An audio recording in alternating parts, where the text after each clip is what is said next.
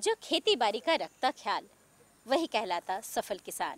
कृषि दर्शन कार्यक्रम में आप सभी किसान भाई बहनों का स्वागत है। मैं झुमकी बहन आप सबको जोहार करती हूँ और साथ ही साथ गंदरू भाई का भी नमस्कार किसान भाइयों। जी हाँ, हम चलते हैं कृषि समाचार की ओर और ढेर सारी जानकारी लेते हैं कृषि संबंधित। नमस्कार, कृषि समाचार में आपका स्वागत है। मैं हूं पूनम। झारखंड सरकार द्वारा राज्य के पशुपालकों के लिए प्रसार एवं प्रशिक्षण देने की योजना चलाई जा रही है। इस योजना के अंतर्गत दूध उत्पादकों या गव्य व्यवसाय के इच्छुक पशुपालकों के लिए विभिन्न प्रकार के प्रशिक्षण कार्यक्रम संचालित किए जाते हैं। प्रशिक्षण योजना के अंतर्गत ग्रामीण क्षेत्रों में दूध उत्पादन कार्यक्रम के प्रचार प्रसार के लिए गव्य गोष्ठी का आयोजन तथा योजनाओं की जानकारी हेतु लिफलेट बुकलेट जैसी सामग्रियों का वितरण किया जाता है।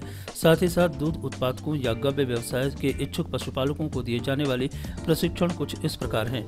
राज्य के अंतर दुग्ध उत्पादन एवं गव्य प्रबंधन का अल्प प्रशिक्षण, पशु पोषण एवं चारा उत्पादन का प्रशिक्षण, बछिया पालन प्रशिक्षण, प्रगतिशील पशुपालकों का मिल्क प्रोडक्ट मेकिंग एवं स्वचालित दूध संग्रहण का प्रशिक्षण, गोकुल मित्र प्रशिक्षण, वर्कशॉप और सेमिनार का आयोजन तथा विभागीय पदाधिकारियों कर्मचारियों के लिए प्रशिक्षण एवं क्षमता उन्नयन किया जाता है। कांची वियर योजना के मुख्य नहर के लाइनिंग कार्य के लिए 40 करोड़ रुपए का आवंटन किया गया है। नहर बनकर तैयार है, लेकिन इसकी लाइनिंग दुरुस्त नहीं रहने के कारण पानी का बहाव सही दिशा में नहीं हो पा रहा है। लाइनिंग और मरम्मत का काम पूरा हो जाने पर एक बड़े इलाके को सिंचाई की सुविधा मिल सकेगी। कांची वियर योजना का काम पूरा हो जाने पर 5 परगना क्षेत्र के एक बड़े इलाके को सिंचाई के लिए पानी मिलना संभव हो जाएगा। जाहिर सी बात है कि इससे पैदावार में काफी इजाफा होगा और किसानों की आर्थिक स्थिति मजबूत होगी। दरअसल नहर तैयार है, लेकिन उसकी लाइनिंग ठीक नहीं होने की वजह से पानी का बहाव गलत दिशा में हो रहा है। इसी खामी को दूर करने के लिए सरकार द्वारा 40 करोड़ रुपए का आवंटन किया गया है।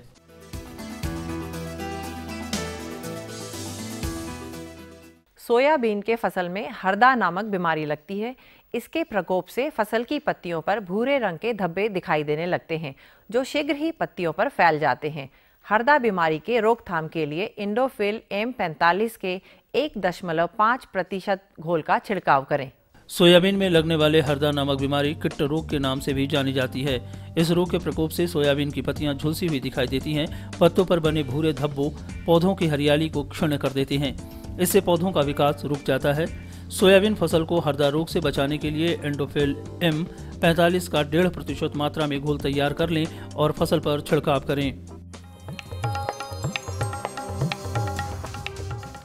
हमारे राज्य के किसान पालक साग के बेहतर उत्पादन के लिए पूसा ज्योति, ऑल ग्रीन, देसी और पूसा माधवी जैसे उन्नत प्रभेद लगाएं। इन प्रभेदों की उत्पादन क्षमता 80 से 100 क्विंटल प्रति हेक्टेयर है। झारखंड में सितंबर से लेकर फरवरी तक पालक साग लगाया जा सकता है। प्रति हेक्टेयर 25 से 30 किलो की दर से पालक साग बीजों की जरूरत होती है। छोटी छोटी क्यारियां बनाकर पंक्तियों में बुआई करनी चाहिए और पौधों के बीच 15 से 20 सेंटीमीटर की दूरी रखनी चाहिए। ये आवश्यक शर्तें उन्नत प्रभेदों को उनकी क्षमता के अनुसार उपज देने में मदद करता है। किसान पालक साग के बेहतर उत्पादन के लिए पालक के उन्नत प्रभेद पूसा ज्योति, ऑल ग्रेन, देशी और पूजा माधवी लगाएं। इन प्रभेदों वाले पालक की उपज क्षमता 80 से 100 क्विंटल प्रति हेक्टेयर है। रासायनिक खादों के दुष्प्रभाव को देखते हुए वर्तमान समय में जैविक खेती और जैविक खाद के प्रचलन पर काफी जोर दिया जा रहा है, लेकिन ये तभी संभव होगा जब पर्याप्त मात्रा में जैविक खादों का निर्माण किया जाए। केचुआ खाद यानी वर्मी कंपोस्ट जैविक खाद है। वर्मी कंपोस्ट तैयार करने की बहुत ही कारगर साधन है वर्मी टेट्राबेड। वर्मी टेट्राबेड प्लास्टिक का बना आयताकार हौजनुमा संरचना होता है, जिसमें वर्मी कंपोस्ट तैयार करने के सभी आवश्यक सामग्रियों सहित खाद और मिट्टी डालकर केचुआ रखा जाता है, जो जैविक खाद वर्मी कंपोस्ट बनाता है। इस बेड के नीचे भी प्लास्टिक का तल लगा रहता है। इसकी खासियत है कि हम इसे मोड़ कर रख सकते हैं और अपनी इच्छा एवं आवश्यकता अनुसार जहां चाहे वर्मी टेट्राबेड लगा सकते हैं। खेत का लाडला किसान होता है और खेतीबाड़ी किसान की जिंदगी होती है। जो किसान खेतीबाड़ी के स्तर को ऊपर उठाता है, खेती भी किसान के जीवन स्तर को ऊपर उठा देता है। यही खेती किसान की सफलता है। आइए आज हम एक ऐसे किसान से मिलते हैं जो सिर्फ मेहनत के दम पर अपनी खेती को उन्नत खेती में बदल दिया। जैसे जैसे इनका पैदावार बढ़ता गया, इनकी आमदनी भी बढ़ती गई। जैसे इनकी आय बढ़ी, इन्होंने अपनी सुविधाओं को भी बढ़ाना शुरू कर दिया। आज इनके पास कृषि कार्य से जुड़े कई आवश्यक साधन और सुविधा मौजूद है, जो इनके बेहतर पैदावार के लिए मददगार साबित हो रहा है। खेती पर तो आज से नहीं, बहुत पहले से करते आए ही, लेकिन पहले जो है से अपन तौर से अपन मन से खेती करत रहे तो कर में खाए तक ले नहीं पूरत रहे, खाए के लिए भी नहीं पूरत रहे, बाल बच्चों के पढ़ाई भी नहीं सकत रहे, अपने खुद नहीं पढ़े पारले। और एखन जैसे ऐसा खेती में उतरले है, जैसे कि अपन बाल बुतरू के भी पढ़ाई लिखाई के अच्छा अधिक ढंग से घर दूरा भी अच्छा बिल्डिंग उल्डिंग भी बना ले, ट्रैक्टर भी ले ली है। बाकी एखन खेती के सहारा से हर कुछ माने सुविधा। और अब एक नज़र राज्य के 3 प्रमुख शहरों के मौसम के मिजाज पर।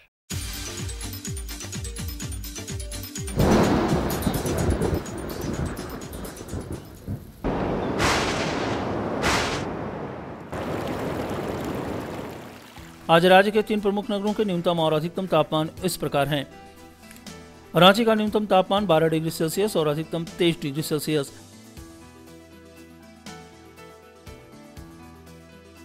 जमशेदपुर का न्यूनतम तापमान 15 डिग्री सेल्सियस और अधिकतम 24 डिग्री सेल्सियस।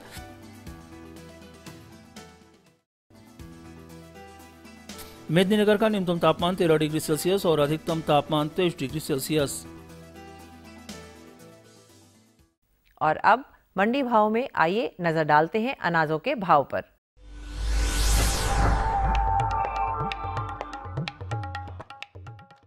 आज कृषि उत्पाद बाजार समिति पंडरा रांची में विभिन्न खाद्यान्नों के थोक भाव कुछ इस प्रकार दर्ज किए गए। चावल मोटा 1900 रुपये से 2100 रुपये, चावल मध्यम 2150 रुपये से 2300 रुपये, चावल उत्तम 2350 रुपये से 2450 रुपये, गेहूं 1350 रुपये से 1450 रुपये, चना 4950 रुपये से 5150 रुपये, दाल अरहर 6550 रुपये से 6950 रुपये, दाल मसूर 4250 रुपये से 4600 रुपये, दाल चना 5750 रुपये से 6150 रुपये, सरसों तेल 10250 रुपये से 10350 रुपये, चीनी 3500 रुपये से 3600 रुपये, आलू 1250 रुपये से 1350 रुपये और प्याज 1300 रुपये से 1450 रुपये। कृषि समाचार में आज इतना ही। अगले दिन अगले अंक में फिर मुलाकात होगी कुछ ताज़ा तरीन खबरों के साथ। तब तक के लिए दीजिए इजाजत। नमस्कार, जोहार। कृषि समाचार के अंतर्गत हमने ढेर सारी जानकारियां ली, मंडी के भाव के बारे में भी जानकारी ली और मौसम की मिजाज की भी जानकारी ली। अब वक्त हो चला है एक छोटे से विराम का। जी हाँ। तो इस विराम के बाद हम पुनः हाजिर होंगे किसान भाइयों, तब तक आप बने रहिए हमारे साथ। ये लो और बताओ। बस। अरे ये क्या भैया जी, बस इतनी सी रासायनिक खाद? किसानी छोड़ रहे हो क्या? किसानी नहीं, नादानी छोड़ रहे हैं। मिट्टी की जांच कराई है। अब तो लालाजी जितनी जरूरत है उतने ही उर्वरक खेत में डालेंगे। हाँ, किसान भाई आज ही अपने जिले की नजदीकी भूमि परीक्षण प्रयोगशाला में मिट्टी की जांच जरूर करवाएं और मिट्टी में पोषक तत्व, नमी व पौधे के विकास को देखते हुए केवल जरूरत के अनुसार ही पोषक तत्व डालें। और हाँ, मिट्टी में गंधक, जस्ता, बोरोन जैसे सूक्ष्म पोषक तत्वों का पता लगाना भी न भूलें। उर्वरक और जैविक खाद के सही उपयोग से भूमि का उपजाऊपन बनाए रखें, उत्पादकता बढ़ाएं, खर्चा घटाएं और बहुमूल्य विदेशी मुद्रा बचाने में भी सहयोग दें। और हाँ, धीमी गति से नाइट्रोजन उपलब्ध कराने वाले उर्वरकों जैसे नीम लेपित यूरिया को प्राथमिकता दें और यूरिया का पत्तों पर छिड़काव करें। अरे वाह, तू तो सचमुच समझदार हो गया रे। अधिक जानकारी के लिए संपर्क करें जिला कृषि अधिकारी या किसान कॉल सेंटर। अम्मा खाना दे दो ना। सबर कर गोलू, अभी दाल नहीं गली है। तू फिक्र ना कर गोलू की अम्मा, अब की बार अपनी दाल खूब गलेगी। क्या मतलब जी? अब की बार NFSM के तहत दाल की पैदावार को बढ़ाने के तरीकों को दिखाने के लिए देश में 1000 क्षेत्र चुने गए हैं, जिसमें हमारा इलाका भी आ गया है। पर इससे हमें क्या फायदा? हमें 5 एकड़ खेती के लिए खाद और कीटनाशक के अलावा बढ़िया बीजों की एक मिनी किट भी मिलेगी। इतनी दाल का करेंगे क्या जी? अरे भगवान, सरकार ने दलहन का समर्थन मूल्य भी खूब बढ़ा दिया है और इनकी खरीद का भी पूरा इंतजाम कर लिया है। इससे आमदनी बढ़ेगी और फिर हमारा गोलू अच्छे स्कूल में जाकर के कृषि वैज्ञानिक बनेगा। हाँ। विराम के बाद एक बार फिर से किसान भाइयों का स्वागत है। बिल्कुल, और हमें इंतजार है हमारे कारू दादा और मंगरा दादा का। क्यों? बिल्कुल। भाई नाम लिया और हमारे किसान हमारे कार्यक्रम में शामिल हो गए। और दादा आप तो ऐसा बोले कि नाम लिए और शैतान हाजिर। नहीं दादा, हमारा ये कहना नहीं था। बिल्कुल नहीं। किसान हाजिर, किसान हाजिर हो गए, मंगरा हाजिर और कारू हाजिर। हाँ दादा। तो बात ऐसा है ना दादा कि हम लोग तो किसान आदमी सब तरह का फसल उपजाते हैं, फल भी, फूल भी, गेहूं भी, धान भी, सब्जी भी। हाँ।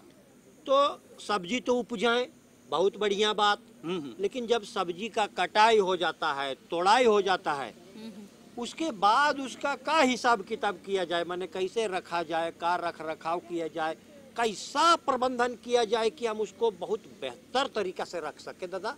बिल्कुल सही, बहुत बढ़िया सवाल है। तो इसकी जानकारी हमें भी लेनी है। हम जानकारी उपलब्ध कराएंगे किसान भाइयों को, लेकिन हम कहना चाहेंगे कि किसान भाई आप फसल उपजा लेते हैं, आप अपने खेतों में जो खूब फसल है आपके खेतों में लगा हुआ है, लेकिन बाजार पहुंचाना है और उसको अधिक दिनों तक रखना भी है, उसकी गुणवत्ता बना करके भी रखनी है। तो इसके लिए ज़रूरी होता है कि हम फसलों की कटाई के बाद उसका किस तरह से उसका प्रबंधन करें ताकि वो अधिक से अधिक हमको मुनाफा दे सके। बिल्कुल सही कहा। तो चलते हैं इसकी जानकारी के लिए हमारे विशेषज्ञ डॉक्टर A.K. ठाकुर जी के पास। धन्यवाद। ये बताएं कि जो प्रबंधन है सब्जियों की वो हम कैसे करेंगे? ऐसा है कि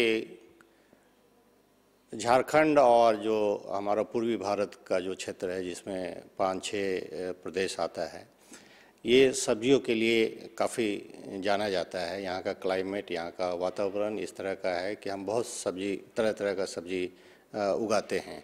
लेकिन सच्चाई ये है कि इसमें फील्ड से जब हम हार्वेस्ट करते हैं, जब उसकी कटाई करते हैं, तो उसमें जो आपका उसकी ग्रेडिंग वहीं पे होनी चाहिए, साफ़ सफाई होनी चाहिए। ग्रेडिंग से मेरा मतलब ये है कि आप जैसे टमाटर की बात आप कर रहे हैं, तो टमाटर का 3-4 ग्रेड आप बनाइए, उसकी ठीक से ढंग से सफाई करिए। सफाई करने के बाद उसकी पैकिंग जो है, अब प्रायः हम देखते हैं कि टोकरी में या जो हमारा लोकली अवेलेबल बोड़े वगैरह है उसमें लोग उसको भर के ले जाते हैं। तो इस तरह का जो ट्रांसपोर्टेशन या मार्केटिंग के लिए हम जब ले जाते हैं तो इसमें नुकसान होता है। इसलिए पैकिंग, जैसे टमाटर है, टमाटर बहुत ही डेलिकेट है, इसकी पैकिंग के लिए हमको कोरुगेटेड फाइबर बोर्ड का बक्सा, जिसको हम गत्ते का बक्सा कहते हैं, उस तरह का पैकिंग मटेरियल का इस्तेमाल करना चाहिए और वहीं पे ग्रेडिंग करके बड़े साइज़ का, मीडियम साइज़ का और छोटे साइज़ का different 4 kilo, 5 kilo, 3 kilo, 2 kilo का इस तरह का पैकिंग बना के और फिर मार्केट में ले जाइए। तो आपको जब अच्छे प्रोड्यूस मार्केट में जाएगा तो अच्छा आपको भी दाम मिलेगा और कस्टमर भी आजकल अच्छा प्रोड्यूस खरीदना चाहता है, ग्रेडेड खरीदना चाहता है। जब बहुत से जिसको हम ग्लट कहते हैं मार्केट में, सीजन में बहुत एक ही बार पैदावार ज़्यादा हो जाता है, तो वैसे में या तो हम उसको स्टोर करें, कुछ दिन रोकें, और उसको रोकने के लिए कोल्ड स्टोर की व्यवस्था होनी चाहिए। और अगर आपके क्षेत्र में कोल्ड स्टोर की व्यवस्था है तो आप कोल्ड स्टोर में उसकी प्रॉपरली ग्रेडिंग, पैकिंग करके आप कोल्ड स्टोर में उसको स्टोर कर सकते हैं, किसी भी तरह का सब्जी हो या फल हो। और अगर ऐसी व्यवस्था नहीं है तो आप लोकल स्तर पे भी ऐसा स्ट्रक्चर बना सकते हैं जिसको हम जीरो एनर्जी कूल चैम्बर के नाम से जानते हैं, और उसमें हम थोड़े दिन के लिए, जैसे 8 दिन, 10 दिन, 15 दिन, 20 दिन के लिए हम फसल को स्टोर कर सकते हैं अच्छे कंडीशन में और फिर उसको मार्केट में ले जाइए। क्योंकि आप देखिएगा ग्लट की जो स्थिति आती है वो हफ्ते से 10 दिन ही रहती है। जैसे टमाटर, अगर टमाटर के सीजन में आ रहा है और टमाटर 2 रुपये हो जाता है तो 10 दिन बाद वही टमाटर आपका 15 रुपये, 20 रुपये फिर बिकने लगता है। तो ये तो वैसे कंडीशन में, वैसे सिचुएशन में किसान भाई अपने प्रोड्यूस को कुछ दिन रोकने का, कुछ दिन स्टोर करने का भी साथ में व्यवस्था उनको रखना चाहिए। और अगर उद्यमी हैं इस तरह के, अगर उसको प्रोसेस करना चाहते हैं तो प्रोसेस करके भी हम बहुत से प्रोडक्ट उसका बना सकते हैं। टमाटर का जैसे सबसे ज़्यादा प्रोसेसिंग होता है और उसका केचप है, सूखा हुआ टमाटर भी आजकल बनाए जा रहे हैं, पाउडर भी बाज़ार में आ रहा है, टमाटर का पल्प जो है सो बेचे जा रहे हैं। तो इस तरह का जो प्रसंस्करण है इस दिशा में भी किसान भाई या जो प्रगतिशील किसान हैं वो सोच सकते हैं। आप अपने स्तर पे जब ऐसा सिचुएशन आता है, जब प्रोड्यूस बहुत ज़्यादा होने लगता है और तो उसको जैसे कि हमने बताया कि आप उसको थोड़े दिन स्टोर करने की अपनी व्यवस्था करिए और ये करनी पड़ेगी। कोल्ड स्टोर अगर आसपास है तो आप वहाँ प्रोड्यूस अपना कोल्ड स्टोर में रख सकते हैं और जब मार्केट में जब रेट में सुधार आए तो आप उसको मार्केट में रिलीज करिए। एक तो ये है लोकल स्तर पे, दूसरा ये है कि आप देखेंगे कि यहाँ अगर टमाटर फरवरी में होता है, मार्च में होता है, तो कहीं वो 2 महीना डिले होता है। तो ऐसे में जिसको हम डिस्टेंट मार्केटिंग कहते हैं, जैसे बाहर भेजने का, इस तरह का आपको कॉन्टैक्ट डेवलप करना पड़ेगा। जैसे दिल्ली मार्केट है या साउथ इंडिया का मार्केट है या कलकत्ता का मार्केट है, तो इस तरह के चैनल्स अगर आप डेवलप करेंगे तो इसमें आप फ़ायदे में रह सकते हैं। खुशबू की फुहार में, स्वाद की बहार में, तरक्की की तानों में, खिलती मुस्कानों में, हरे भरे पौधों में, बड़े बड़े सौदों में, मधुर भिनभिनाहट में, खुशियों की आहट में। NHM बागवानी मिशन, हमारी चाहत, आपकी मुस्कुराहट।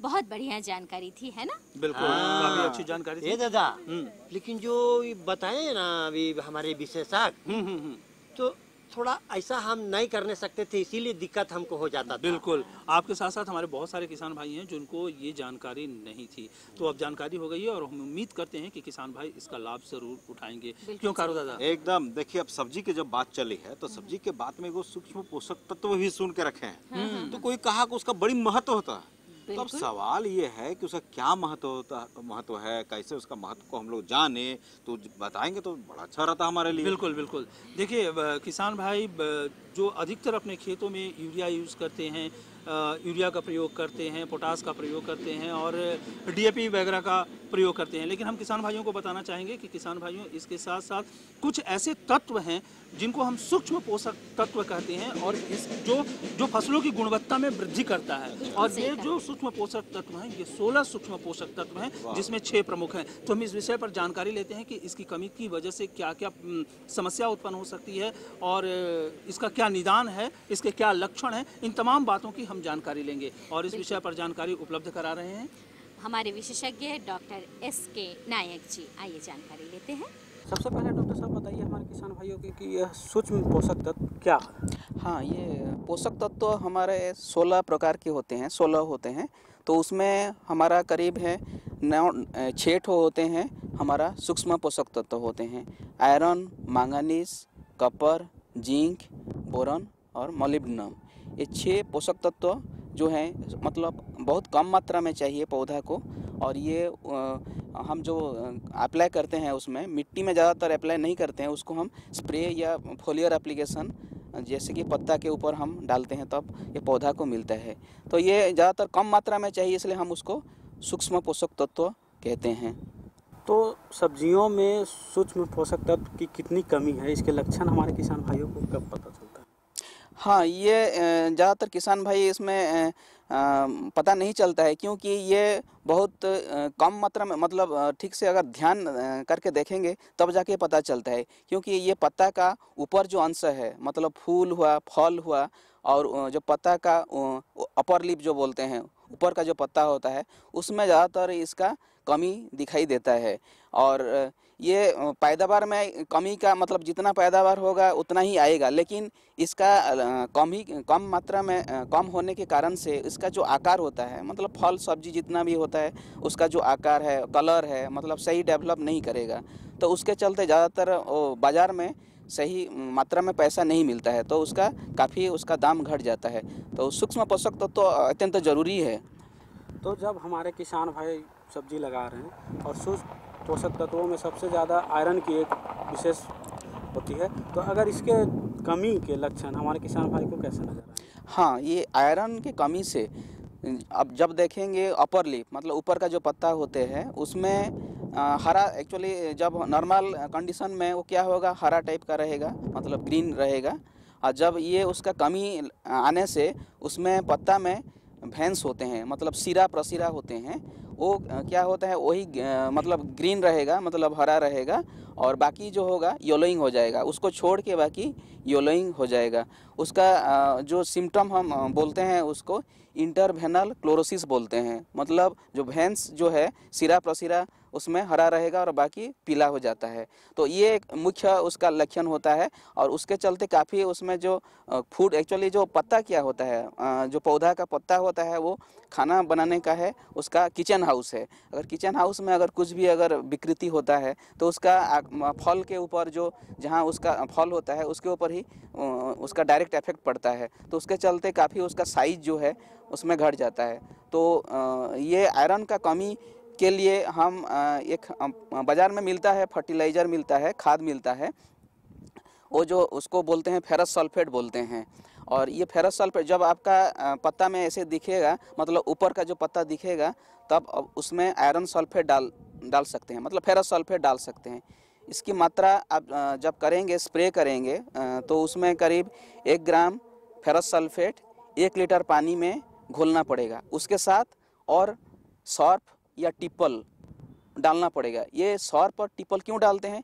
ये डालते हैं कि इसमें जब हम स्प्रे करते हैं पत्ता में वो चिपक जाना चाहिए, क्योंकि अगर बिना अगर टिप्पल और ये सौर्फ अगर डालते हैं तो उसमें क्या होता है, जब पत्ते में डालते हैं तो उसमें गिर जाएगा, उसमें चिपकेगा नहीं। तो इसके लिए वो स्टिकर है, वो उसको बहुत ज़रूरी है डालने के लिए। और ये कब स्प्रे करेंगे? स्प्रे करने का ज़्यादातर टाइम होता है सुबह 8 से लेकर 10 बजे तक के अंदर हमको स्प्रे करना चाहिए। और ये आयरन सल्फेट जो है, फेरस सल्फेट जो है, उसमें करीब 10 दिन के अंतराल में 2 या 3 बार हमको स्प्रे कर लेना चाहिए, अगर यही लक्षण दिखाई देता है तो। डॉक्टर साहब, आपने बताया कि 16 सूक्ष्म पोषक तत्व हैं, इनमें मैगनीज का भी बहुत बड़ा योगदान है। तो मैगनीज जो है वो हमारे किसान भाई को उसकी कमी से कौन से लक्षण हैं और उनका नियंत्रण कैसे करें, इसके बारे में? हाँ, मैं बता दूँगी। 16 टोटल पोषक तत्व होते हैं, तो 16 से है 6 है हमारा सूक्ष्म पोषक तत्व हैं, बाकी है मुख्य पोषक तत्व होते हैं। तो ये 6 से जैसे बताया, आयरन का बताया, उसके बाद है मैंगनीज है। मैंगनीज का कमी से पत्ता में छोटे छोटे भूरे मतलब हो जाते हैं, छोटे छोटे स्पॉट आ जाते हैं, मतलब वो पीला पीला दिखता है, छोटा छोटा स्पॉट दिखता है पत्ते में। जितना भी सब्जी है, सभी सब्जी में ऊपर का जो पत्ता होता है उसी में छोटे छोटे भूरे मतलब हो जाते हैं। तो उसके चलते काफ़ी उसमें फल में भी उसका वही स्पॉट आ जाता है, जैसे हरा होना चाहिए। अगर बाज़ार में देखेंगे हरा, कोई भी खरीदेंगे तो हरा टाइप का अच्छा वाला खरीदेंगे, और उसमें कोई स्पॉट होगा, थोड़ा कलर मतलब डिफरेंस आ जाएगा, तो कोई आदमी खरीदेगा नहीं।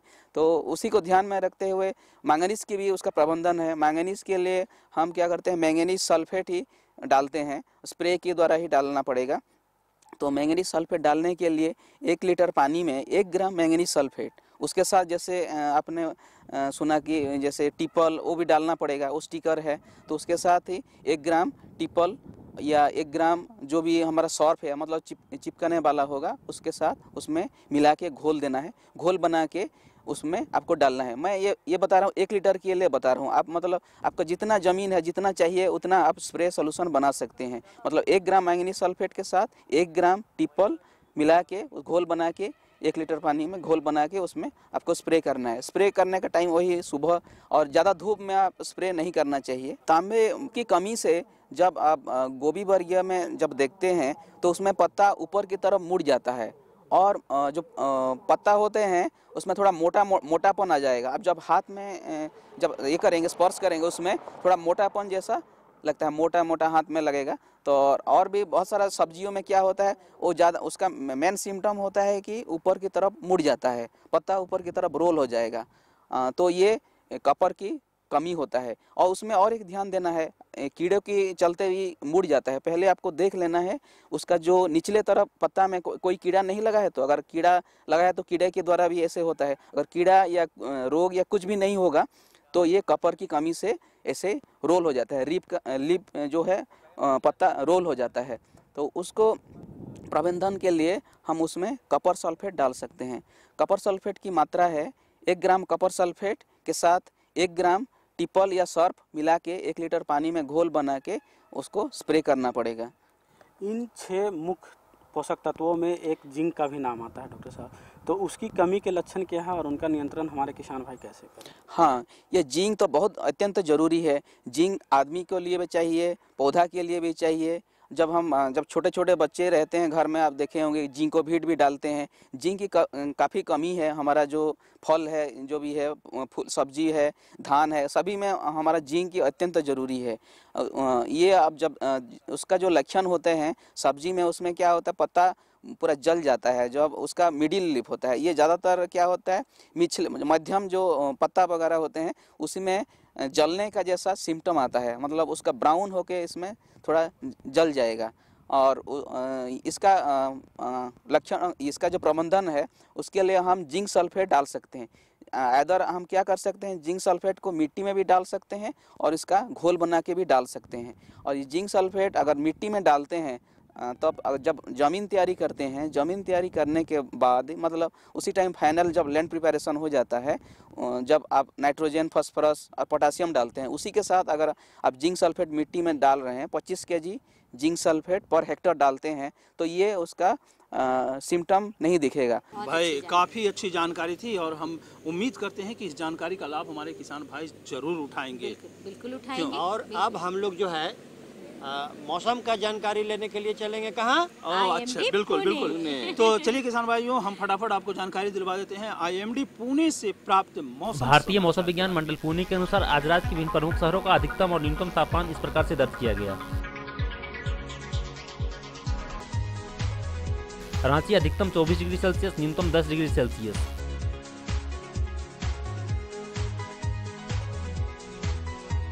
जमशेदपुर अधिकतम 25 डिग्री सेल्सियस, न्यूनतम 11 डिग्री सेल्सियस। वहीं मेदिनीनगर का तापमान कुछ इस प्रकार से दर्ज किया गया। अधिकतम 25.5 डिग्री सेल्सियस, न्यूनतम 12 डिग्री सेल्सियस। चलिए, ये जानकारी भी हमारे किसान भाइयों को उपलब्ध हो गई और अब हमें लगता है कि अब हमारे पास समय नहीं है, हमें किसान भाइयों से लेना होगा इजाज़त। लेकिन उसके पहले हम अपना पता बता दें ताकि वो अपना सुझाव और अपनी जो समस्या है वो हम तक लिख करके भेज सकें। बिल्कुल, हमारा पता है कार्यक्रम कृषि दर्शन, कृषि प्रकोष्ठ द्वारा केंद्र निदेशक, दूरदर्शन केंद्र, रातू रोड, रांची। पिन संख्या 834001। तो किसान भाइयों, इसी के साथ हम सबों को दीजिए इजाज़त। नमस्कार।